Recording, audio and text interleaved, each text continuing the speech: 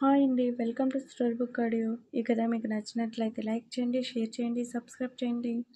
సమయం ఉదయం 7 గంటలు. సూర్యకిరణాలు ఫేస్ మీద పడుతున్నా లెక్క చేయకుండా మరీ పడుకుంది ఆ ఇంటి ఇల్లాలు శ్రీవల్లి. ఏయ్ శ్రీ, నా ఆఫీస్ టైం అవుతుంది. ఇంకా ఎంతసేపు? కాఫీ తీసుకొనిరా అంటూ రూమ్లోకి వచ్చాడు అక్షయ్. అబ్బా! ఏంటి అక్షయ్, ఇంట్లో నేను ఒక్కదాన్నే ఉన్నానా?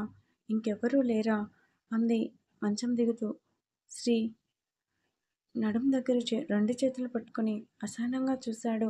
మరి లేకపోతే ఏంటి అక్షయ్? ఉంది కదా నీ చెల్లి, దాన్ని పిలువు. ఇంట్లో పనులు కూడా చేయదా? ఆడపిల్లగా ఎందుకు ఉంది?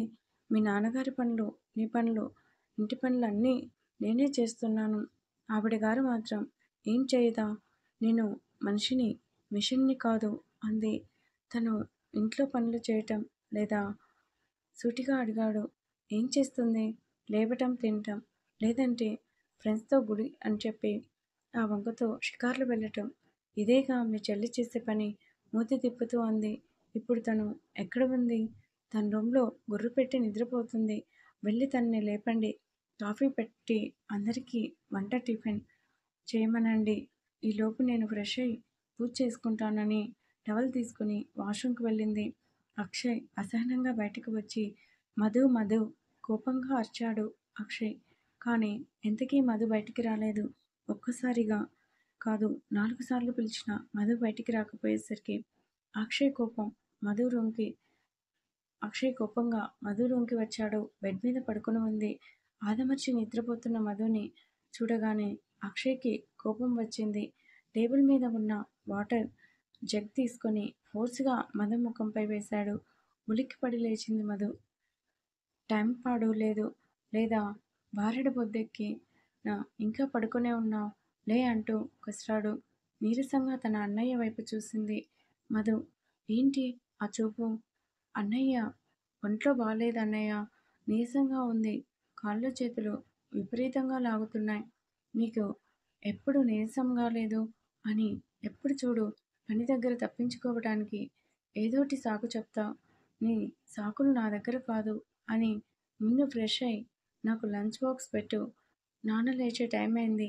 తెలుసు కదా, టిఫిన్, కాఫీ రెడీగా లేకపోతే దెబ్బలు తింటా. మాట్లాడలేదు మధు. వదిన ఒక్కతే అన్ని పనులు చేయాలి అంటే ఎలా చేస్తుంది? నువ్వు సాటి ఆడదానివే కదా. ఆ మాత్రం జ్ఞానం లేదా? తన అన్నయ్య మాటలుకి కంట్లో సుడులు తిరుగుతున్నా పట్టించుకోలేదు మధు. నీరసంగా పైకి లేచి టవల్ తీసుకొని స్నానానికి వెళ్ళింది. అక్షయ్ బయటికి వచ్చి ఫ్రెష్ అవ్వటానికి వెళ్ళాడు.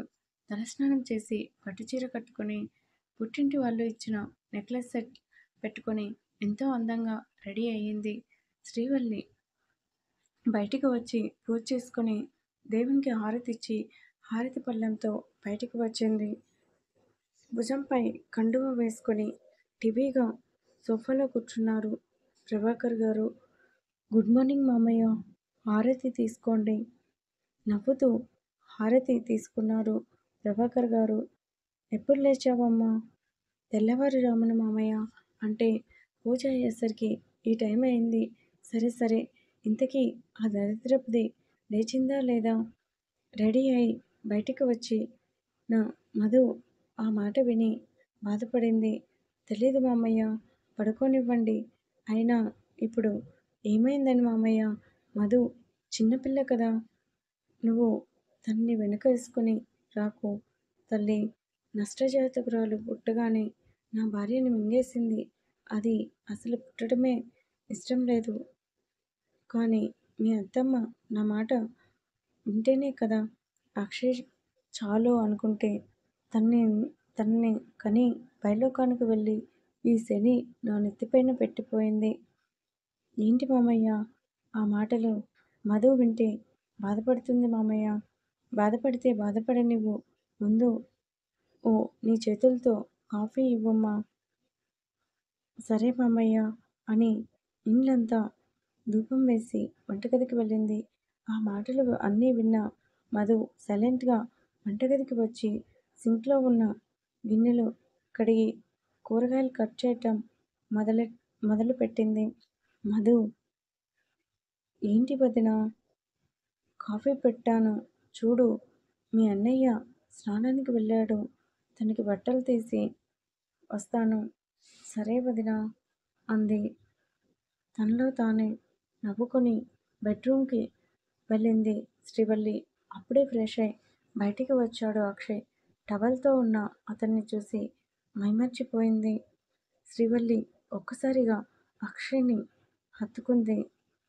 ఏయ్ వదులు, ఆఫీస్కి వెళ్ళాలి, వెళ్ళండి, ఎవరు వద్దన్నారు అంటూ అక్షయ్ గుండెల మీద సున్నాలు చుడుతూ, సాయంత్రం సినిమాకి తీసుకొని వెళ్ళండి, మనం ఇద్దరం బయటికి వెళ్ళి చాలా రోజులు అవుతుంది కదా గోముగా అడిగింది.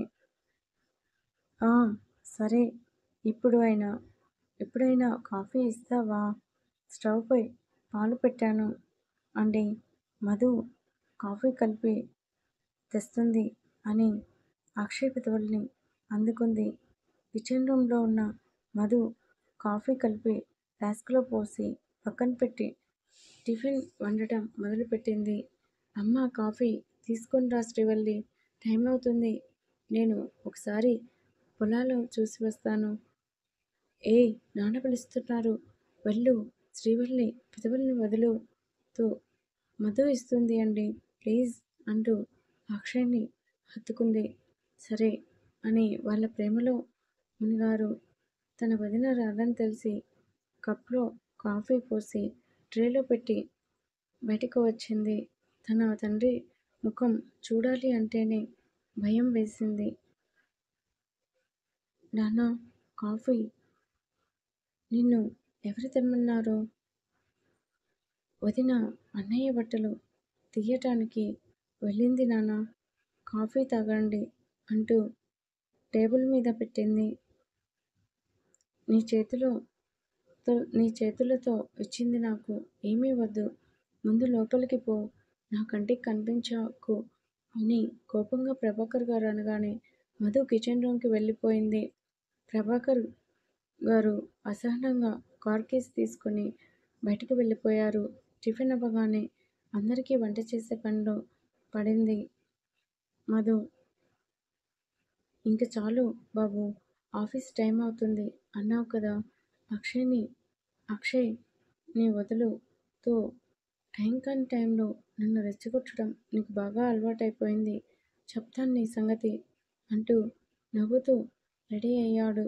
జడ వేసుకొని రెడీ అయి తొందరగా రండి టిఫిన్ వడ్డిస్తానని బయటికి వచ్చిన శ్రీవల్లి వంటగదిలో మధు వంట చేయటం చూసి నవ్వుకుంది.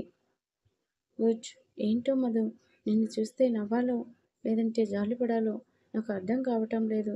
బహుశా నీ బ్రతుకు ఇంతే, ఇంట్లో